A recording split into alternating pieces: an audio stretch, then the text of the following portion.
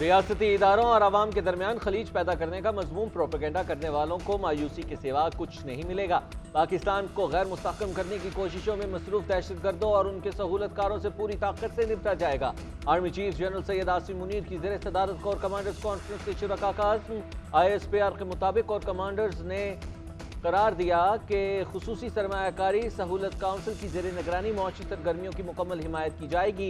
मुआशत को नुकसान पहुँचाने वाली सरगर्मियों के खात्मे के लिए हुकूमत की मुकम्मल मुआवनत की जाएगी। कोर कमांडर्स ने योम दिफा और शहदाए पाकिस्तान को भरपूर अंदाज में मनाने पर कौम का शुक्रिया अदा किया। शुरका ने मुल्क के लिए जानों का नजराना पेश करने वालों की अजीम कुर्बानियों को खिराज अकीदत पेश किया। सिपह सलार का पेशा वाराना महारत के मेयार को बरकरार रखने और फॉर्मेशन की तरबियत पर जोर।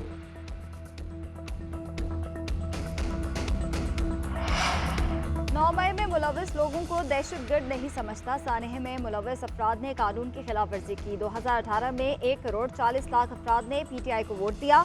क्या तमाम PTI वोटर्स को जेल में डाल दिया जाए? निगरान वजीर आजम अनवारुल हक काकड़ की गुफ्तगू। कहते हैं कानून की खिलाफ वर्जी करने वालों को सजा मिलनी चाहिए।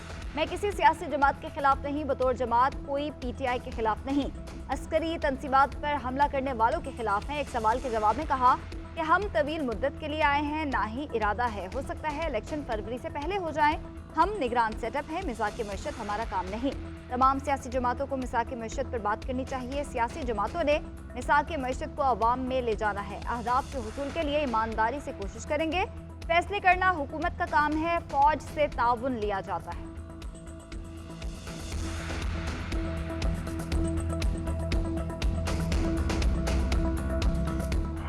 बिजली चोरों के खिलाफ सरकार का एक्शन। मुल्क भर के मुख्तलिफ शहरों में क्रैकडाउन। लाहौर में एक रोज में अहम शख्सियात समेत 330 बिजली चोर पकड़े गए। साबिक रुकन कौमी असम्बली सईद जफर भी बिजली चोरी में मुलविस निकले। लेस्को हुकाम ने 11 मुलजिमान को रंगे हाथों गिरफ्तार कर लिया। इस्लामाबाद पुलिस ने कई बिजली चोरों को धर लिया। पिशावर में भी कानून हरकत में आ गया। बिजली चोरों के खिलाफ पर्चे कट गए। सिंध के कई शहरों में भी कार्रवाइयां। 500 से ज्यादा कनेक्शंस काट दिए गए। उधर बिजली चोरों को शिकंजे में लाने के लिए पावर डिवीजन्स ने वजारत कानून के साथ मिलकर ऑर्डिनेंस की तैयारी शुरू कर दी। बिजली चोरों को 6 माह से 3 साल तक कैद और 50,000 से 5 लाख तक जुर्माने की तजवीज़। केसेस के जल्द फैसलों के लिए खुसूसी अदालतें बनेंगी।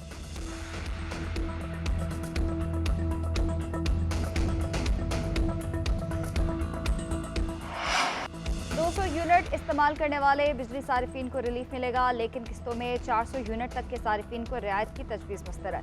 IMF ने पाकिस्तान की दरख्वास्त की मंजूरी दे दी। सिर्फ 200 यूनिट तक बिजली इस्तेमाल करने वाले सारिफीन से बिल किस्तों में वसूल करने पर इत्तफाक। हतमी मंजूरी वफाकी काबीना से ली जाएगी। फैसले से 40 लाख बिजली सारिफीन को वक्ती रिलीफ मिलने का इम्कान। FBR ने 2 महीने में 24 अरब रुपए से जायद का टैक्स जमा किया। आलमी मालियाती इदारे ने टैक्स कलेक्शन में इजहार इत्मीनान करते हुए 15 अरब रिलीफ की मंजूरी दी। IMF का बिजली गैस चोरों के खिलाफ क्रैकडाउन और रिकवरी बेहतर बनाने पर जोर। 1 जुलाई से गैस टैरिफ में भी 45 से 50% तक इजाफे का मुतालबा।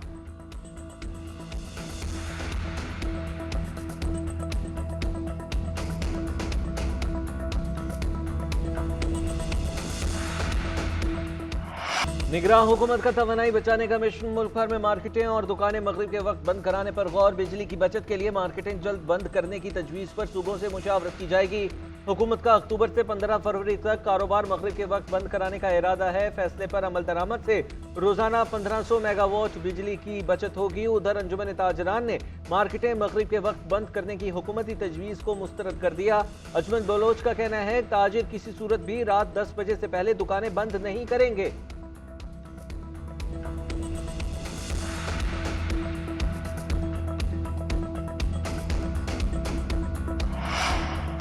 बिजली के शोबे में इस्लाहात का अमल तेजी से जारी है। बिजली चोरों के खिलाफ मौसर कार्रवाई की जाएगी। निगरान वजीर आजम अनवारुल हक काकड़ से इस्लामाबाद ऐवान तजारत और सनत के वफ्द की मुलाकात। वफ्द ने ताजिर बरादरी के मसाइल के हवाले से आगाह किया और हल के लिए तजावीज़ भी पेश की।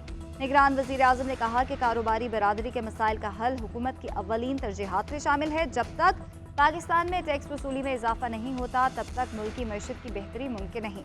ताजरों, सनतकारों और सरमायाकारों का एतमाद बहाल करके मुल्की मईशत को मजीद मुस्तहकम करेंगे।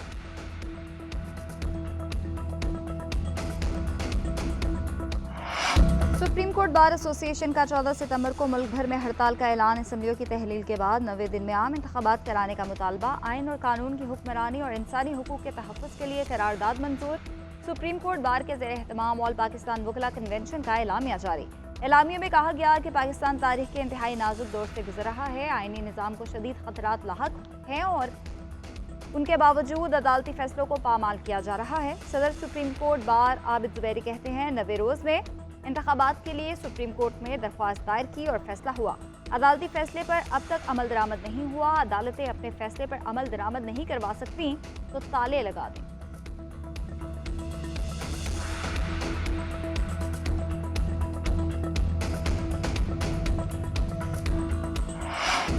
इलेक्शन वक्त पर होने चाहिए। हल्का बंदियां ताखिरी हरबा हैं। मुल्क बेयकीनी की सूरत हाल से गुजर रहा है। मुल्क को दलदल से निकालने का वाहिद रास्ता आइन की पैरवी है। बाबर अवान का वकला कन्वेंशन से खिताब। एतजाज एहसन बोले, मौजूदा हालात के जिम्मेदार चीफ इलेक्शन कमिश्नर हैं। वो इंतखाबात न कराने में सहूलतकार बनकर आइन शिकनी के मुर्तकिब हुए। हामिद खान ने कहा, हम किसी को आइन से बाहर नहीं जाने देंगे। तमाम इदारे आइन के अंडर हैं और सबको आइन के अंदर रहना होगा।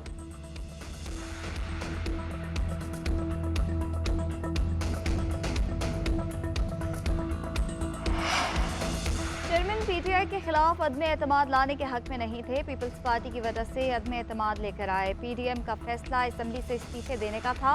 अदम एतमाद का फायदा चेयरमैन पीटीआई को हुआ। मौलाना फजल रहमान के लाहौर में सहाफ़ियों से गुफ्तगू बोले, मुल्क में आम इंतखाबात फरवरी के आखिर तक होंगे। मौजूदा सूरत हाल के पेश नज़र फौरी इलेक्शन नागुज़ीर हैं। MQM अख्तर मेंगल समेत दीगर ने इत्तफाक राय से फौरी इलेक्शन कराने का फैसला किया। पीपल्स पार्टी वादे से ना फिरती तो अब तक इलेक्शन हो जाते। चेयरमैन पीटीआई को लाने वालों ने इतराफ़ किया कि उनका एजेंडा कुछ और है।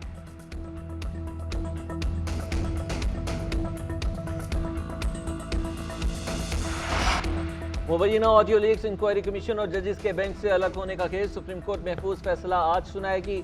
कमीशन के खिलाफ आबिद जुबैरी की आईनी दरखास्त पर 5 रुकनी बेंच ने फैसला महफूज किया था। चीफ जस्टिस उमर अता बंदयाल की सरबराही में लार्जर बेंच पर एतराज़ उठाया था। अटॉर्नी जनरल के एतराज़ात सुनने के बाद अदालत ने फैसला महफूज कर दिया था।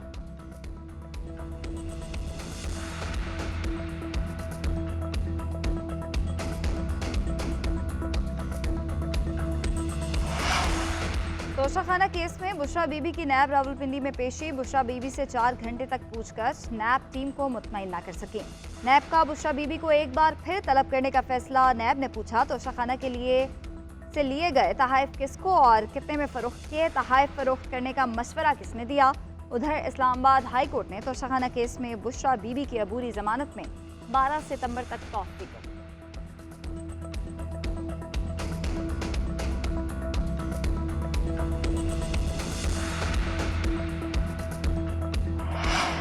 £190 मिलियन स्कैंडल की तहकीकात में तेजी। साबिक हुकूमती ओहदेदारों की तलबी। पीटीआई सेनेटर सानिया निश्तर बतौर गवाह नैब रावलपिंडी में पेश।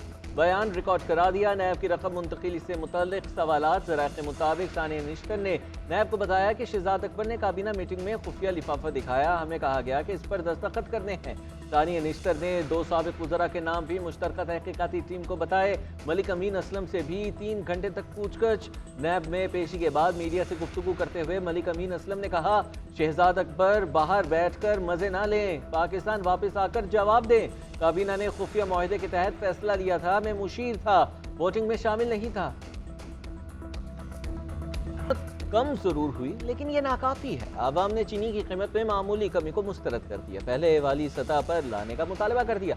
कराची में चीनी 7 रुपये सस्ती होकर 183 रुपये फी किलो हो गई। गुजरांवाला में होलसेल मार्केट में चीनी की 50 किलो का बैग की कीमत 100 रुपये कम। लाहौर की मार्केट्स में भी चीनी 5 से 10 रुपये फी किलो सस्ती हो गई। मुल्तान में चीनी के दाम 20 रुपये तक कम।